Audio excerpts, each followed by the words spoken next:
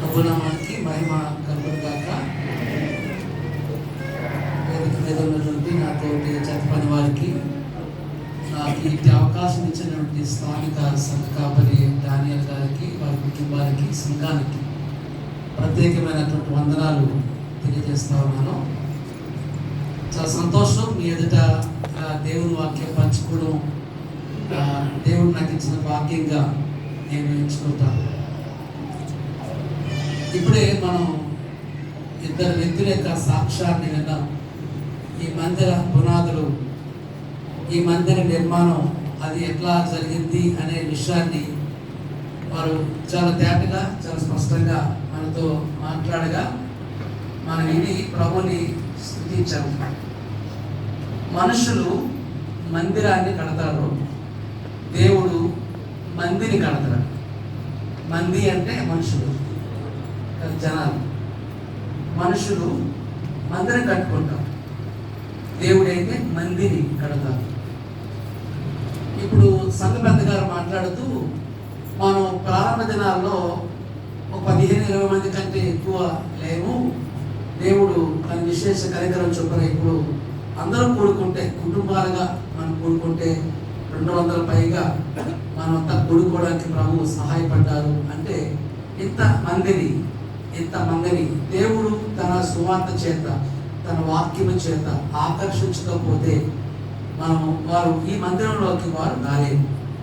కాబట్టి మరి దేవుడు కట్టేటువంటి ఆ మంది విషయంలో, మనుషులు మనం కట్టుకున్న ఈ మందిర విషయంలో సంఘ సభ్యులంగా మనం ఏం చేస్తే ప్రభు మెచ్చుకుంటాడు, లేక ప్రభు ఆనందిస్తాడు అంటే ఒక వాక్య భాగాన్ని నేను చూపించాలని ఆశపడతాను. 26వ కీర్తనలో కీర్తనకారుడు ఒక మాట చెప్పిన మాట మీకు జ్ఞాపం చేస్తాను. 26వ కీర్తన 26వ కీర్తనలో నేను ఒక చరణం చెప్తాను, దాన్ని మీరు చదవాలని నేను ఆశపడతా ఉన్నాను.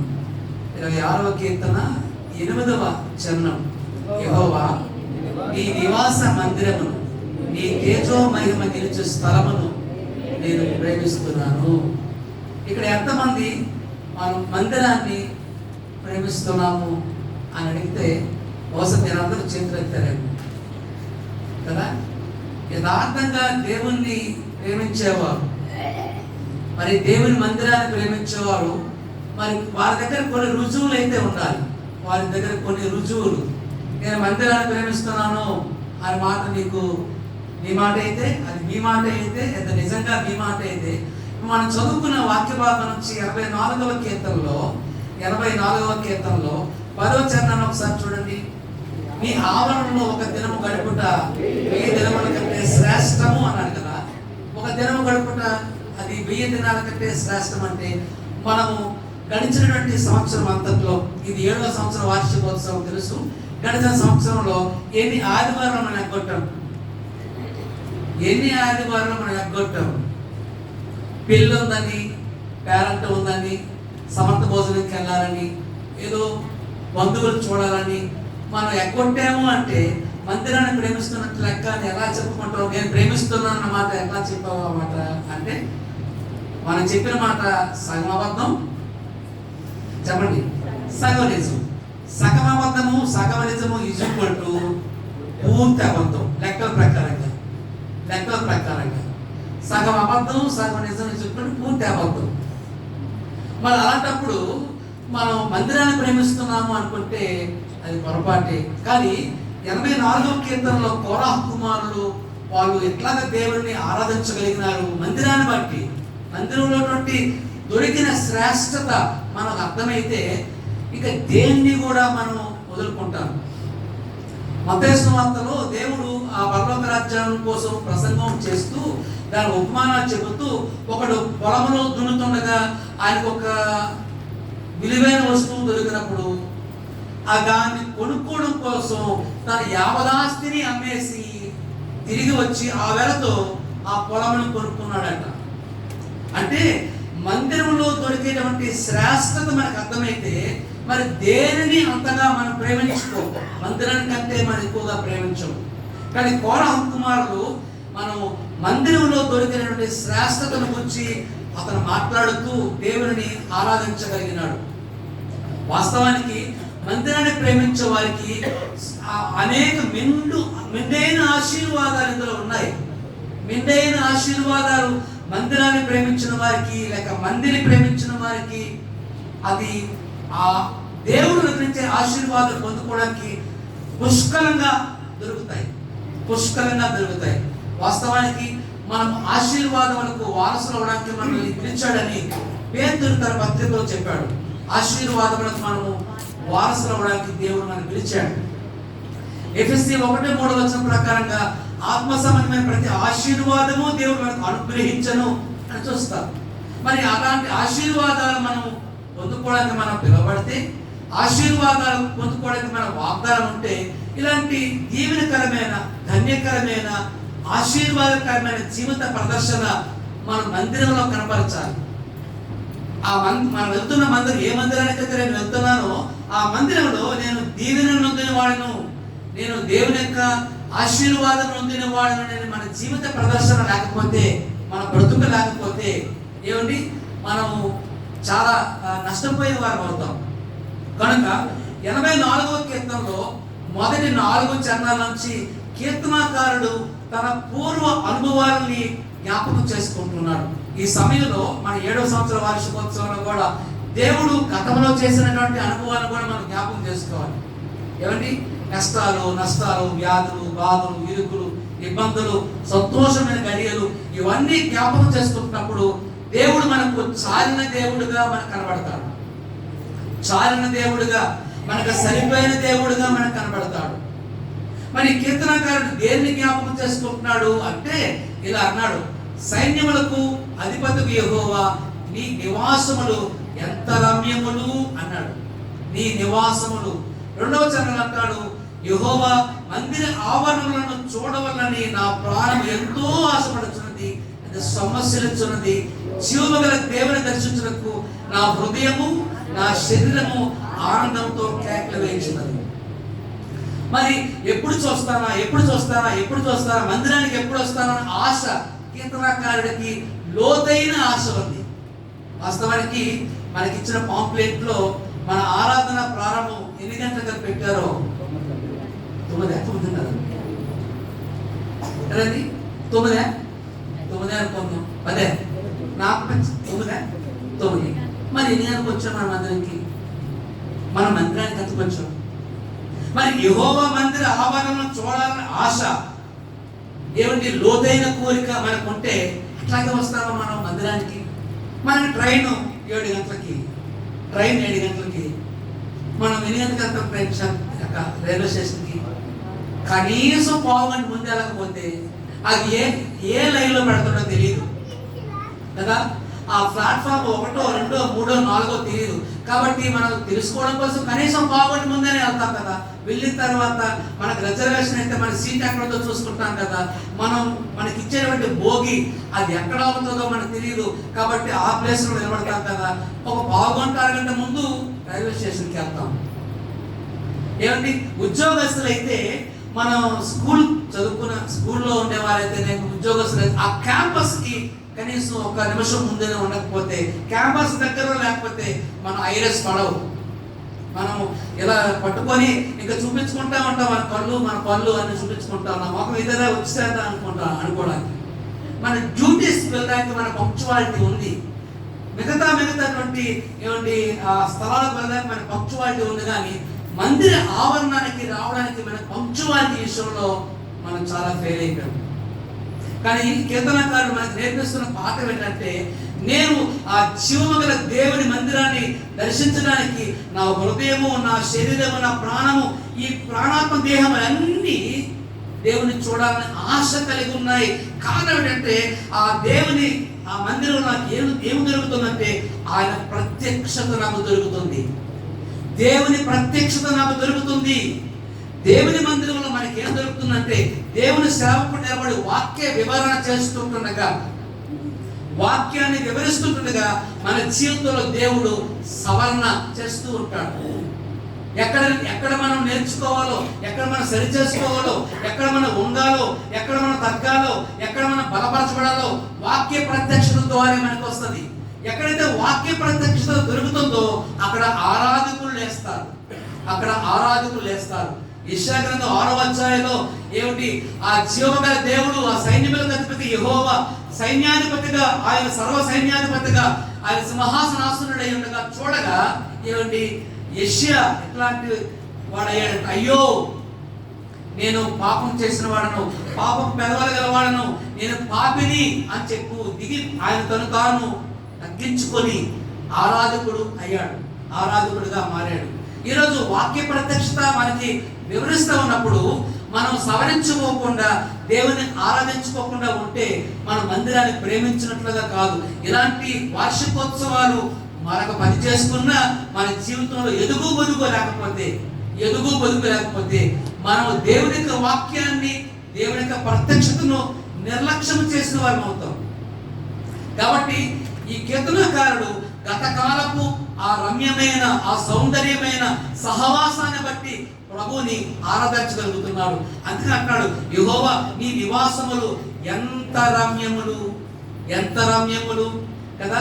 ఇంకో మాట అన్నాడు, అది జీవగల దేవుని దర్శించుటకు నా హృదయము, అది నా శరీరము ఆనందంతో కేకలు వేయించున్నది అని మాట్లాడుతున్నాడు. తర్వాత 3వ చరణం అంటాడు, నీ బలిపీఠములతోనే పిచ్చుకులకు నివాసము దొరికను, పిల్లలు పెట్టుటకు వానకోవలకు కూటి స్థలము దొరుకును అని దగ్గరలో అక్కడ ఏం దొరుకుతుందంటే, దేవుని మందిరంలో దేవుని ప్రత్యక్షత మాత్రమే కాదు, దేవుని ప్రజలతో ఏమంటే సహవాసము అక్కడ దొరుకుతుంది. దేవుని ప్రజలతో సహవాసం. ఆయన అంటాడు 10వ చరణంలో, భక్తిహీనుల గుడాలను నివసించడం కంటే భక్తి ఏమిటి, దేవుని మందిరానికి రాకుండా ఎక్కడెక్కడో పిచ్చపాటిగా తిరుగుకుంటూ మన జీవితాన్ని వెలుపచ్చుకోవడం కాదు, దేవుని పరిశుద్ధుల గుంపులో, ఆ సహవాసంలో, ఆ వెచ్చని సహవాసంలో మనము ఉండగలిగితే, మనం ఒకవేళ నల్ల బొగ్గు అయితే వాళ్ళు మనకు చుట్టూనే రాజుకున్న బొగ్గులతో కలిసి మనం కూడా రాజుతాం. ఏం చూడండి, 10 బాగా మసులుతున్నటువంటి ఎర్ర బొగ్గుల్లో ఒక నల్ల బొగ్గులు ఒక 10 వేసాం అనుకోండి, అది క్రమేపీ ఏమవుతుంది, అది రాసిపోతుంది.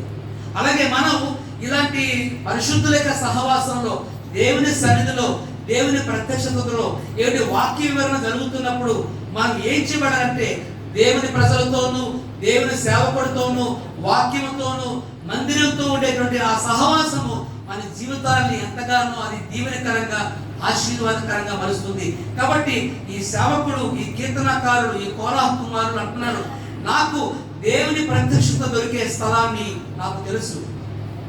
దేవుని ప్రజలతోనూ, దేవునితోనూ, దేవుని యొక్క సేవకులతోనూ ఆ సహవాసం దొరికే స్థలాన్ని నేను ప్రేమిస్తున్నాను, అది చూడాలని ఆశపడుతున్నాను. ఎందుకంటే సహవాసంలో నేను సరిచేయబడతాను, సహవాసం నేను బలపరచబడతాను, సహవాసం నేను ప్రోత్సహించబడతాను, సహవాసం నేను మరి కొంచెం నేను పురుకము పడతానని కీర్తనకారుడికి బాగా అర్థమైంది. కాబట్టి గతంలో దేవుడు చేసిన మేలులను, దేవుడిచ్చే ఆశీర్వాదములను మనం జ్ఞాపకం చేసుకోవాలి. కీర్తనకారుడు ఏమిటి, ఆరాధకులు పురుగొలుపుతా ఉన్నాడు. మందిరాన్ని ప్రేమించే విషయంలో, మందిరాన్ని ఏమిటి వాళ్ళు ఇచ్చే సమయాల విషయంలో అతను పురుగొలుపుతా ఉన్నాడు. ఇంకో మాట కూడా జ్ఞాపకం చేస్తాను. 122వ కీర్తనలో 122వ కీర్తనలో మొదటి చరణం ఒకసారి చూడండి.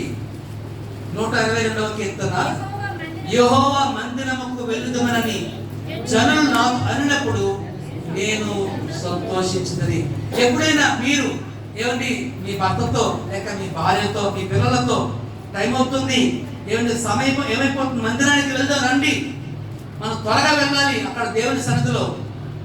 ఏమండి అసలు ప్రారంభ ప్రాంతం అవ్వక మునిపే కుర్చీలు వేసే పని, పరదాలు వేసే పని, అక్కడ మనం చేయవలసిన పని బోల్డ్ ఉంటుంది.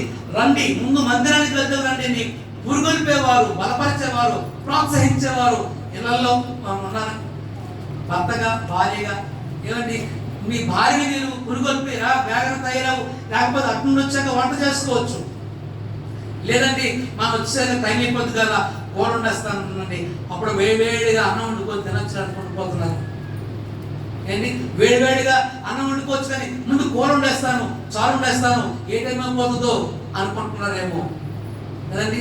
మరి మందిరం పురుగొల్పి వారు ఎక్కడ? మందిరానికి కానీ ఈ కీర్తనకారులు వారి జీవిత యాత్రలో ప్రభు దగ్గరికి వస్తున్నప్పుడు, యాత్రకు వెళ్తున్నప్పుడు వాళ్ళు అన్నారు, యెహోవా మందిరంలోకి వెళుదామని జనులు నాతో అన్నప్పుడు నేను సంతోషించాను.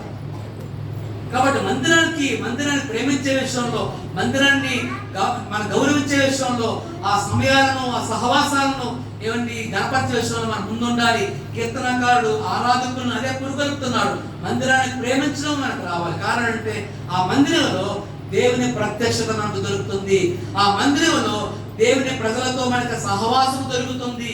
ఆ మందిరంలో మనకి దేవుని ప్రజలతో పాటు మనకి గద్దింపు దొరుకుతుంది అని ఆ మొదటి 3 వచనాల్లో ఆయన చెప్తా ఉన్నాడు.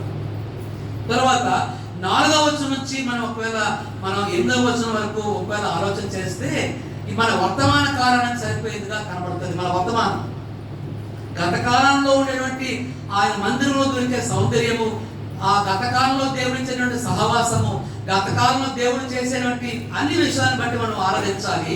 కానీ మన వర్తమాన కాలం కూడా మనం ఎట్లాగా మనం ఉండాలంటే ఆయన చెప్పిన మాటలు ఆ 5వ వచనం నుంచి ఇలా అన్నాడు, నీ వలన బలమునందు మనుషులు ధన్యులు, యాత్ర చేయ మార్గముల వారికి అతి ప్రియులు. యాత్ర చేసేటువంటి మనమందరము కూడా ఈ లోకంలో యాత్రికులము, అలాగే ప్రయాణికులము. మనది ఊరు కాదు. వాస్తవానికి నాది ఊరు కాదు. నేను శ్రీకాకుళం నుండి వచ్చాను. ఇక నా పని అయిపోతే మళ్ళీ నేను నా ప్రయాణం ముగించుకొని మళ్ళీ నేను వెళ్ళిపోవాలి. వాస్తవానికి మన ఊరు ఇది కాదు. భూలోకం మన ఊరు కాదు, మనది పరదేశం. తర్వాత మనం పరలోకంకి వెళ్తాం. అటు తర్వాత మనం ఈ లోకంలో మనం యాత్రికులము, ప్రయాణికులము. అందుకే 2 కొరింథీ పత్రిక 5వ అధ్యాయం 1వ వచనం ప్రకారంగా ఈ మన జీవిత దేహాన్ని అది గుడారంతో పోల్చాడు. మనం ఈ గుడారాన్ని ఏదో ఒక రోజు లేపేస్తాం, ప్రయాణం ముగించుకెళ్ళిపోతాం. అయితే నీ జీవిత ప్రయాణంలో మనం కొన్ని వాటితో మనం ముందుకు వెళ్ళాలి. మనం ఎట్లాగా మన జర్నీలో ముందుకు వెళ్ళాలంటే దేవుని బలమునందుకొని మనము మన జీవిత ప్రయాణాన్ని కొనసాగించాలి. అందుకే 4వ వచనం అంటారు కదా, నీ మందిరమందు నివసించేవాడు ధన్యులు అని చెప్పిన తర్వాత 5వ వచనంలో కూడా నీ వలన బలమునందు మనుషులు ధన్యులు. బలహీన పడిపోయినటువంటి సమస్యలు, కష్టాలు మనకు వస్తాయి. అది నీ కుటుంబంలో రావచ్చు, నీ సహవాసంలో రావచ్చు, నీ స్నేహితుల ద్వారా రావచ్చు, ఎవరి ద్వారా నీకు రావచ్చు. కానీ మనం ఆయన ఇచ్చేటువంటి ఆ వాక్య బలము నందుకొని మన ప్రయాణం కొనసాగించవలసిన అవసరం ఉంది. ఒక దినాన్ని ఒక దైవజనుడు సహించలేక, కష్టాలు తట్టుకోలేక ఇంకా చచ్చిపోతే బాగుండు అని బదరి వృక్షం మీద కూర్చొని అతను చచ్చిపోతే బాగుండు అనుకున్నాడు. కానీ ప్రభు అతని ముందు అప్పం పెట్టి, భోజనం పెట్టి ఏమన్నాడు, ఇంకా నీ బలముకు మించి నువ్వు చేయవలసిన ప్రయాణం ఉంది, ముందుకు వెళ్ళు అన్నాడు. ఆ అప్పము తిన్నాక ఆయన సుడిగాలి ప్రయాణం చేశాడు. ఈరోజు మన జీవిత ప్రయాణంలో, మన వర్తమాన కాలంలో మనం బలమునందుకొని మన జీవిత యాత్ర కొనసాగించాలి. నీవు ఒక ప్రయాణికుడివి, నీకు క్వాలిటీలు వస్తాయి. నీవు ఒక ప్రయాణికుడివి, అనేకమైనటువంటి ప్రయాణంలో ఇరుగు పొరుగు వారి నుంచి, శత్రువుల నుంచి నీకు దాడి జరుగుతుంది. ఒకవేళ దొంగల మీద దాడి చేయొచ్చు నీ ప్రయాణంలో, నీ జీవిత ప్రయాణంలో. వారి జీవిత ప్రయాణంలో అలాగే ఉంది. కాబట్టి యాత్ర చేసేటువంటి ప్రయాణాలు ఎలా ఉంటాయంటే కొన్నిసార్లు ఎత్తులు ఉంటాయి, కొన్నిసార్లు పర్వాలు కూడా ఉంటాయి. అందుకే వాళ్ళు అన్నారు 6వ వచనంలో, వారు బాగా లోయబడి వెళ్ళొచ్చు అన్నారు. లోయ అంటే ఎలా ఉంటుంది చెప్తారా? లోతుగా ఉంటుంది. లోయ ఉంది అంటే అర్థం ఏంటి? పక్కన ఎత్తుందని అర్థం కదా. ఎత్తు లేకపోతే లోయకి విలువే లేదు. నీకు ఎత్తైన స్థలం ఉంచమే కాదు, నీకు లోయ స్థలంలో కూడా కొన్నిసార్లు దేవుడిని నడిపిస్తూ ఉంటాడు. అలా కీర్తనకారుడు 23వ కీర్తనలో ఏమన్నాడు? గాఢాంధకారంలో నేను సంచరించినా సరే ఏ అపాయానికి భయపడను అన్నాడు. మరి గాఢాంధకారం అంటే ముందుకు తెలియదు, వెనక్కి తెలియదు, పక్కన తెలియదు, ఎక్కడా తెలియదు. ముందు నుయ్యందో, గొయ్యందో, ఎక్కడ ముళ్ళుందో, రాయందో, రప్పందో తెలియదు. కానీ గాఢాంధకార లోయలో సంచరించినా సరే నేను ఏ అపాయానికి భయపడను అని ఎట్లా కీర్తనకారుడు చెప్పగలిగాడు? ఆయన నమ్మిన దేవుడు అని తెలుసు, ఆయన నమ్మిన కాపురి అని తెలుసు. ఈరోజు మనం దేవుని మందిరంలో దొరికేటువంటి వాక్య బలము చేత మనం ముందుకు కొనసాగాలి. కాబట్టి మందిరానికి ఎందుకు నేను రావాలి? అంటే వాక్యం అనేటువంటి పాలు చేత, వాక్యమైనటువంటి ఆ బలము చేత నీవు ఈ లోకంలో భ్రష్టత్వాన్ని పోగొట్టుకొని నువ్వు ధీటుగా బలంగానే కొనసాగుతావు. మొదటి పేతురు పత్రిక 2వ అధ్యాయంలో ఒక మాట మీకు జ్ఞాపకం చేస్తాను. మొదటి పేతురు పత్రిక ఏమిటి, ఆ 2వ అధ్యాయం 1వ వచనం 2వ వచనం ఇలా ఉంది. ప్రభువు దయాళుడని రుచి చూచి ఉన్న ఎడల సమస్తమైన దుష్టత్వమును, సమస్తమైన కపటమును, వేషధారణను, అసూయను, సమస్త దోషణ మాటలను మాని కొత్తగా జన్మించిన శిశువును కోరిన వారి నిర్మలమైన వాక్యమును పాల వలన రక్షణ విషయంలో ఎదుగు నిమిత్తము ఆ పాలను అపేక్షించండి. కాబట్టి ఈ వాక్యమనే పాలు మనం భుజించడం ద్వారా శారీరకంగా, మానసికంగా, ఆధ్యాత్మికంగా బలపరచబడి అనేకులకు మనం దీవెనకరంగా, ఆశీర్వాదకరంగా మనం ఉంటాం. కాబట్టి వర్తమాన కాలంలో మనం దేని కొరకు ప్రభువుని మనం వెంబడించాలంటే మన జర్నీలో, మన అనుభవాల్లో మనం మనం వెళ్ళాలి. 8వ వచనంలో కూడా ఇలా ఉంటది. యెహోవా సైన్యములకు అధిపతి దేవా నా ప్రార్థన ఆలకింపము, యాకోబు దేవా చెవియొగ్గము అంటాడు.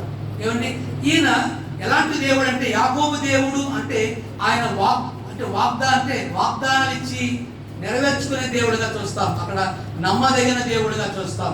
తర్వాత 7వ చరణంలో వారు అంటారు, వారు నానాటికి బలాభివృద్ధి నొందుచు ప్రయాణం చేయొచ్చు, వారు ప్రతివాడును ఎక్కడ కనిపిస్తాడు, ప్రతివాడు సియోన్. అంటే వారి జీవిత ప్రయాణం ముగించిన తర్వాత వారు ఎక్కడ కనబడాలంటే సియోన్లో కనబడాలి. ఇక్కడ మనమందరం కూడా మన విశ్వాస జీవితంలో మనం కొనసాగుతున్నప్పుడు మనం అందరం ఎక్కడ కనబడాలంటే దేవుని న్యాయపీఠం దగ్గర, సింహాసనం దగ్గర మనం అందరం కనబడాలి. మరి ఆ విశ్వాసము మనకుందా? నేను ఇలా అడుగుతాను, ఏమనుకోకండి. ఈ మందిర వార్షిక ప్రతిష్ఠిత రోజున ఎలా అడుగుతున్నాడు ఏంటి అనుకోకండి. ఒకవేళ పొరపాటున దేవుడు ఇలా మాట్లాడుతుండగా అర్ధాంతరంగా మధ్యాకాశంలోకి వచ్చేసారు అనుకోండి. ఇక్కడ ఎంతమంది నేను చనిపోయిన తర్వాత ప్రభు ఒకవేళ మధ్యాకాశానికి వస్తే డ్యాన్సులుగా ఖచ్చితంగా 100% నేను ప్రభుత్వం కూడా ఎత్తబడతాను అనే కాన్ఫిడెన్స్ మనకుంది. ఏం పర్లేదు ప్రభు, నువ్వు ఇప్పుడు రా, నేను రెడీగా ఉన్నాను. నా ప్రాణము, నా ఆత్మ, నా దేహము ఇవన్నీ నేను నిష్కలంగా ఉంచుకున్నాను. నీ కొరకు నేను నిరీక్షణ కలిగి, విశ్వాసం కలిగి జీవిస్తున్నాను. నువ్వు రా, నేను రెడీగా ఉన్నానని ఎంతమందిని మనం చేతులెత్తి ప్రభు వైపు చేతులు చూపించాలి? కాన్ఫిడెన్స్ లేదా? ఒక మాట చెప్తాను చూడండి. ప్రభువైన యేసుక్రీస్తు నీ కొరకు, నా కొరకు పరలోక రాజ్యాన్ని విడిచిపెట్టి నరుడిగా ఒక కన్య మరియ గర్భాన్ని పుట్టాడు అని నమ్ముతున్నారా? మరి యేసుక్రీస్తు నా స్థానంలో, నాకు బదులుగా ఆయన రక్తం కార్చాడు. ఆయన కార్చిన రక్తంలో నా పూర్వ పాపాలు, నా ప్రస్తుత పాపాలు, నా భవిష్యత్తు పాపాలు దేవుడు క్షమించేశాడు అని నమ్ముతున్నారా? ఏదో బాప్తిసం తీసుకున్నప్పుడు చెప్పిన మాట్లాడాలి, నమ్ముతున్నారా? మరి నమ్ముతున్నప్పుడు యేసుక్రీస్తు ఎప్పుడు వస్తాయంటే, నువ్వు అర్ధరాత్రి మంచి నిద్రలో వచ్చిన, మంచి టోకులు తీసుకొని గాఢనిద్రలో ఉన్నా సరే దేవుడు నిన్ను లేపుకుని వెళ్ళిపోతాడు కదా. లేకపోతే మరి ఆ కాన్ఫిడెన్స్ నీకు లేకపోవడం ఏంటి? ఇక్కడ ఉండే వారి విశ్వాసం ఏంటంటే, నా జీవిత కాలంలో, నా ప్రయాణంలో సియోనులో నేను కనబడతాను అనే విశ్వాసము, నిరీక్షణ బలము ఎక్కడ దొరుకుతుందా అంటే దేవుని మందిరంలో దొరుకుతుంది.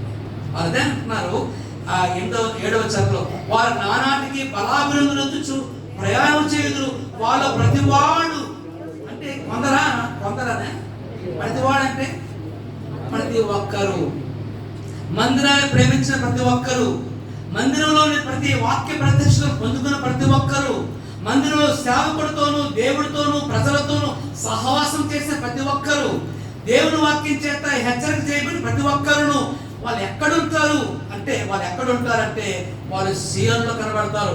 ఈ మందిరంలో ఈ వాక్యం వింటున్న ప్రతి ఒక్కరూ ఎక్కడ కనబడతారంటే వారు సియోనులో కనబడతారు. హల్లెలూయా. మరి అలాంటి విశ్వాస బలము ఎక్కడ దొరుకుతుంది అంటే నాకు మందిరంలోనే దొరుకుతుంది. కాబట్టి నేను నా వర్తమాన కాలంలో నేను నా ఆధ్యాత్మికమైన జీవితాన్ని నేను బలం పొందుకోవడానికి నాకు మందిరం కావాలి, మందిర సహవాసం కావాలి, మందిర ప్రజల యొక్క సహవాసం కావాలి, వాక్య ప్రత్యక్షత నాకు కావాలి. ఇది రెండో విషయం. మూడవ మాట చెప్పి ముగించేస్తాను. ఇది మనం భవిష్యత్తు కొరకు నిరీక్షణ కలిగి జీవించాలి. మనం గతంలో జరిగిన విషయాలు బట్టి ప్రభువును స్తుతిస్తూ ఆరాధించుకుంటూ మనం ముందుకు వెళ్ళాలి. మన వర్తమాన కాలంలో విశ్వాసంతో ముందుకు కొనసాగాలి. మన భవిష్యత్తు కొరకు నిరీక్షణతో మన జీవితాన్ని మనం కొనసాగించాలి. చూడండి, 9వ వచనం నుంచి 12వ వచనం వరకు ఒకవేళ మనం ఆలోచన చేయగలిగితే ఇలా అన్నాడు, దేవా మా కేడమ విశ్వించుము, నీ అభిషేకించిన వారి ముఖమును లక్ష్యంపము, నీ ఆవరణలో ఒక దినము గడుపుట 1000 దినముల కంటే శ్రేష్టము, భక్తిహీనుల గుడారంలో నివసించడం కంటే నా దేవుని మందిర ద్వారమునొద్ద ఉండుట నాకు ఇష్టం. మందిర ద్వారమునొద్ద ఉండుట నాకు ఇష్టం. కారణం ఏంటంటే ఆయన నాకు రాజుగా ఉన్నాడు, ఆయన నాకు ప్రభువుగా ఉన్నాడు, ఆయన నాకు సూర్యుడిగా ఉన్నాడు, ఆయన నాకు కేడముగా ఉన్నాడు, ఆయన నాకు కృపను అలాగే ఘనతను అనుగ్రహించే దేవుడిగా ఉన్నాడు. కాబట్టి ఇవన్నీ నా జీవితంలో నేను చూసుకుంటున్నప్పుడు దేవుడు నాకు ఇచ్చేటువంటి సంరక్షణ బట్టి మనం ఆరాధించాలి. ఇలా అన్నాడు కదా, ఆయన నాకు ఎలా ఉన్నాడంటే 9వ వచనంలో ఆయన నాకు కేడము. కేడము అంటే డాలు కంటే పెద్దది. నీ చుట్టూ దుష్టుడు నిన్ను ఏంటి వాడి అగ్ని బాణాలు నీ మీద పడనీయకుండా ఆర్పగలిగిన శక్తి దేవునికి ఇచ్చాడు. ఆయన నీకు చుట్టూ కేడముగా ఉన్నాడు, నీకు కేడముగా ఉన్నాడు. ఆయన నీకు ప్రొటెక్షన్ ఇచ్చేవాడు, ప్రొటెక్షన్ ఇచ్చే దేవుడు. అంత మాత్రమే కాదు, 10వ వచనంలో అంటాడు, నా దేవుని మందిరం వద్ద నాకు ఉండుట నాకు ఇష్టము అని అన్నాడు కదా. ఆయన ఇచ్చినటువంటి 3వ వచనంలో కూడా మనం చదువుకున్న విషయంలో బలిపీఠం వద్ద పిచ్చులకు నివాసం దొరికెను, పిల్లల పెట్టుకున్నకు వాడుకోవలకు బూటి స్థలం దొరికిన మాటల్లో ఈ 2 విషయాలు మనం చూస్తున్నప్పుడు ఆయన ఇచ్చేటువంటి ప్రొవిజన్, మనకు ఇచ్చే సమకూర్పు, నీవు నివసించడానికి, నీవు సేద తీరడానికి, నీవు విశ్రాంతి తీసుకొని బలమనందడానికి ఆయన శక్తి, ఆయన సంరక్షణ, ఆయన సమకూర్పు, ఇవన్నీ మనం ఆలోచించగలిగితే ప్రభువుని మనం ఆరాధించకుండా, ప్రభువుని మనం స్తుతించకుండా ఉండలేము. కాబట్టి గతకాలపు ఆశీర్వాదాలు చూడండి, ప్రభువుని ఆరాధించండి. మన వర్తమాన కాలపు విషయాలను చూసుకుంటూ నిరీక్షణతో విశ్వాసంతో వాక్య బలము చేత దేవుడిచ్చేటువంటి శక్తి చేత మనం ముందుకు కొనసాగాలి. మన భవిష్యత్తు కాలంలో మనం చూస్తున్నప్పుడు ఆయన మనకు కేడముగా ఉన్నాడు, ఆయన మనకు బలముగా ఉన్నాడు, ఆయన మనకు సంరక్షణగా ఉన్నాడు. ఆయన మందిర ఆశీర్వాదాలన్నీ కూడా మనకు అనుగ్రహించే దేవుడు. ఇలాంటి గొప్ప దేవుణ్ణి మనం కలిగి ఉన్నాం. ఇలాంటి గొప్ప దేవుడు మనం కలిగి ఉన్నాం. కాబట్టి మందిరాన్ని ప్రేమించేవారు మందిరానికి త్వరగా వెళ్దాం రండి అని చెప్పుకుంటారు, మందిరానికి త్వరగా వెళ్దాం రండి అని కోరుకుంటారు. మందిరాన్ని ప్రేమించేవారు మందిర సహవాసాన్ని, మందిరంలో ఆ సమృద్ధిని వాళ్ళు అనుభవించి నానాటికి బలాభివృద్ధి నొందుతూ వాళ్ళు ఆ లోయ ప్రాంతం అంతా కూడా సస్యశ్యామలం చేస్తారు. ఏమండి, ఈరోజు దేవుడు మనకు అనుగ్రహించిన ఈ స్థలంలో మనం చాలా కాలం నుంచి నివాసం చేస్తా ఉన్నాము, మందిర సహవాసం చేస్తా ఉన్నాము. ఈ ప్రయాణంలో అన్న ఏంటి డానీ గారు చెప్పిన మాట ప్రకారం నేను కలుపుకొని మాట్లాడుతున్నాను. అయితే ఇలా అన్నాడు, 6వ వచనం చూడండి, వారు పాతాళ లోయలో పడి వెలుచు దాన్ని ఏం చేస్తారు, జలమయముగా చేస్తారు, తొలకరి వాన దాన్ని దీనులతో కప్పుతారు. ఈ కాలనీ వాసులందరూ, ఈ ఊరు వారందరూ కూడా దీనులతో కప్పబడాలి కాక. అలా కప్పబడాలంటే మన ప్రయాణంలో మన విశ్వాస ప్రయాణంలో బలమునందుచు నానాటికి మనం అభివృద్ధి పొందాలి. నిన్నటి నీ విశ్వాసం కంటే ఈరోజు విశ్వాసం బలాభివృద్ధి పొందాలి. నిన్నటి నీ ప్రార్థనా జీవితం కంటే ఈరోజు నీ ప్రార్థనా జీవితం బలాభివృద్ధి పొందాలి.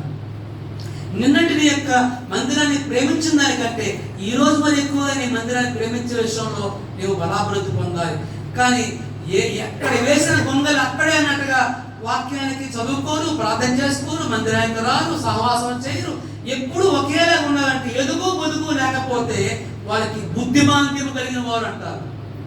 బుద్ధిమాంద్యం కలిగిన వారు, వారు వయసు పెరిగింది కానీ వారు ప్రార్థనా జీవితంలో కానీ, భక్తి జీవితంలో కానీ, మిగతా జీవితపు అనుభవాల్లో వారి ఎదగలేరు. ఎదుగు పొదుగు లేని బుద్ధిమాంద్యం కలిగిన పిల్లలు ఏమండి మనుషులకు హేళనగా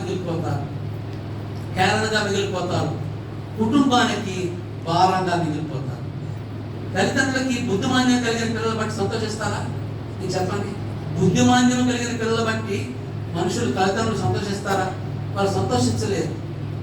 అరే దేవుడు అన్ని కలిగిన వ్యక్తి ఇస్తే బాగుంది కదా అనుకుంటారు. మరి బుద్ధిమాంద్యం కలిగిన పిల్లలు బట్టి మనుషులు ఇతరులు ఏం చేస్తారంటే వాళ్ళతో ఆడుకుంటూ ఉంటారు, ఖ్యాత చేస్తూ ఉంటారు, వారిని హేళన చేస్తూ ఉంటారు.